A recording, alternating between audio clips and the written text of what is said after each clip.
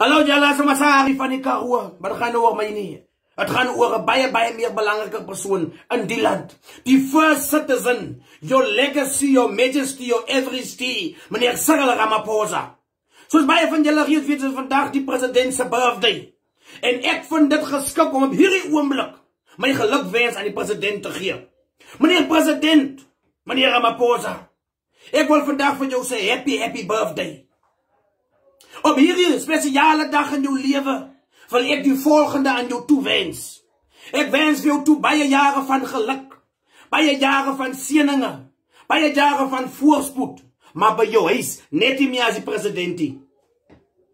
Jou tyd het gekom waar jy nou op hierdie ouderdom van 70 jaar uiteindelik die vletjie moet blaas en fokhof gaan rus. Jou land se wet is op 60 jaar. Tussen 60 en 65 moet alle werkende citizens aftree. Nou, hoekom het jy nog 5 jaar overtime? Jy is oor jou limit met 'n president.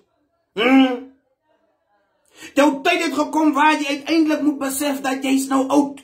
Jy moet fuck off. Jy probeer wat jy kan, jy het gefail. My wens vir jou is na hierdie birthday van vandag, wat jy 70 is, dat jou oë meer sal oop wees om meer te sien, want jy het fokkol gesien wat jou ministers en jou mense aanvang in die government. My wens is dat jy beter sal probeer doen in die lewe, want jy het fokkol vir ons gedoen nie. Ek hoop en bid dat jou lewe sal vervul word met eerlikheid, want jy het ons belieg aan die moer draai. Ek bid vir 'n steelgees oor jou lewe, want jy het op ons geld gelê in jou king queen size matras. Mr. President, op hierdie dag van jou birthday, is ek hier baie gelukkige citizen nie. Ek is hier happy inwoner nie.